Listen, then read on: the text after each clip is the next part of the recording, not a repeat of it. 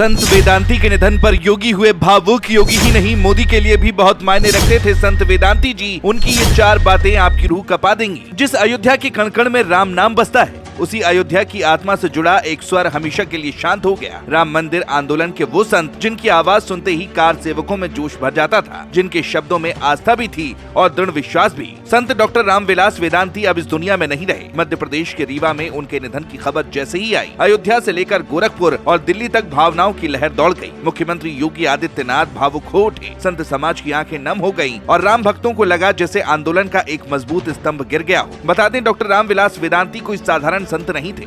महज 12 साल की उम्र में घर छोड़कर अयोध्या पहुंचे वेदांती ने संत जीवन चुना, लेकिन उनका तब सिर्फ साधना तक सीमित नहीं रहा। 80 के दशक में जब राम मंदिर आंदोलन ने आकार लेना शुरू किया, तब वे महंत अवैधनाथ स्वामी परमहंस के साथ खड़े दिखे। वही अवैधनाथ जिनके शिष्य आज उत्तर प्रदेश के मुख्यमंत्री योगी आदित्यनाथ हैं।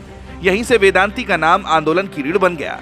लाल कृष्ण आडवाणी, मुरली मनोहर जोशी, उमा भारती, कल्याण सिंह और विनय कटियार जैसे नेताओं के साथ वेदांती हर मोर्चे पर सक्रिय रहे। बताया जाता है कि 1990 का दौर हो या 1992 का निर्णायक समय, अयोध्या में जुटे साधु संतों के बीच वेदांती सबसे मुखर चेहरों में थे।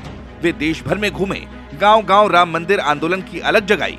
इसी सक्रिय भूमिका के कारण उन्हें राम जन्मभूमि न्यास का कार्यकारी अध्यक्ष बनाया गया। कई संतों ने बाद में कहा कि जब कार्य सेवक डगमगाते थे, तब वेदांती के शब्द उन्हें फिर खड़ा कर देते थे। खुद वेदांती कई बार कहते रहे कि 1992 में अयोध्या में जुटे कार सेवकों में जोश भरने का काम उन्होंने किया। आज अयोध्या के कई संत कह रहे हैं कि अगर वेदांती ना होते तो आंदोलन की दिशा इतनी तेज नहीं होती। राम मंदिर आंदोलन के अग्रणी संतों की श्रेणी में आते थे और वह आंदोलन में बढ़ चढ़ के हिस्सा उन्होंने लिया। हर जगह, हर मंचों पे, हर सभाओं में रामविलास वेदांती जी का अभूतपूर्व योगदान रहा।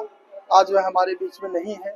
यह बहुत ही दुखद घटना है और भगवान राघवेंद्र सरकार के चरणों में प्रार्थना है कि वह अपने चरणों में स्थान दें।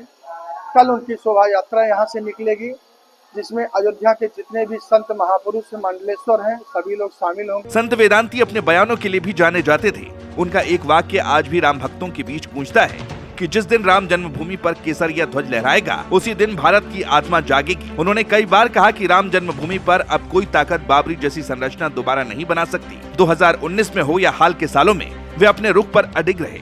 महाकुंभ से लेकर राम मंदिर ध्वजारोहण तक उनके शब्दों में कठोरता जरूर थी, लेकिन उनके समर्थकों के लिए वो आस्था की आवाज थे।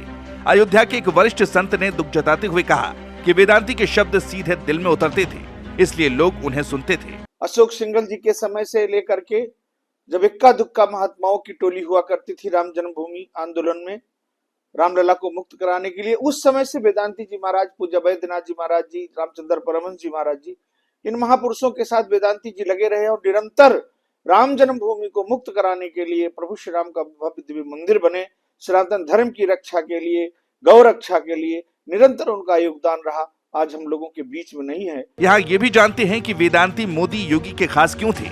बताया जाता है कि संत वेदांती का रिश्ता सिर्फ आंदोलन तक सीमित नहीं था। योगी आदित्यनाथ के साथ उनका भावनात्मक संबंध गुरु परंपरा से जुड़ा था। वे कई बार कहते थे कि महंत अवैधनाथ ने जाते जाते कहा था कि चिंता मत करना, मेरा उत्तराधिकारी आ गया है और राम मंदिर बनकर रहेगा। यही बात आज योगी को भावुक करती है। वहीं प्रधानमंत्री नरेंद्र मोदी और गृह मंत्री अमित शाह को लेकर भी वेदांती के शब्द अक्सर चर्चा में रहते थे। वे कहते थे कि आज का नेतृत्व वही भूमिका निभा रहा है जो रामायण में राम और लक्ष्मण ने निभाई थी। यही वजह है कि संत वेदांती केवल एक संत नहीं, बल्कि एक विचारधारा के प्रतीक बन गए थे। वेदांती के निधन के बाद अयोध्या के कई मठों और अखाड़ों में शोक सभाएं हुई। संतों ने कहा कि उन्होंने अपना एक मार्गदर्शक खो दिया। किसी ने उन्हें आंदोलन का सेनापति कहा, तो किसी ने अडिग आस्था का प्रतीक। साधु संतों का कहना है कि वेदांती हमेशा कहते थे कि राम का कार्य जीवन से बड़ा है और उसी कार्य के लिए उन्होंने अपना पूरा जीवन समर्पित कर दिया। पूर्व सांसद डॉक्टर रामविलास वेदांती जी, जो राम जन्मभूमि के सलाहकार पुरुष रहे और श्री हनुमान जी के परम उपासक, परम साधक थे, ऐसे परम पूज्य महाराज जी के धराधाम से जाना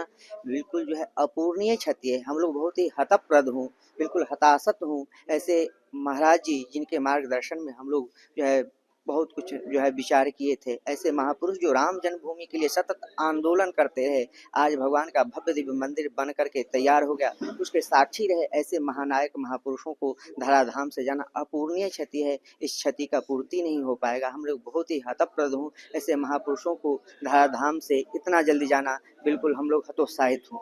माना जा रहा है कि डॉक्टर रामविलास वेदांती का जाना एक युग का अंत जरूर है, लेकिन उनकी सोच और संघर्ष खत्म नहीं हुआ। अयोध्या में भव्य राम मंदिर आज उनकी तपस्या की गवाही देता है। योगी हो या मोदी, संत समाज हो या आम राम भक्त, हर कोई मानता है कि वेदांती ने जो बीज बोया था वो आज वट वृक्ष बन चुका है। शायद इसीलिए कहा जा रहा है कि संत वेदांती भले शरीर से चले गए हों, लेकिन राम भक्तों की आस्था में वे हमेशा जीवित रहेंगे। यही वजह है कि उनका निधन सिर्फ एक खबर नहीं, बल्कि करोड़ों हिंदुओं की भावनाओं से जुड़ा एक गहरा क्षण बन गया है।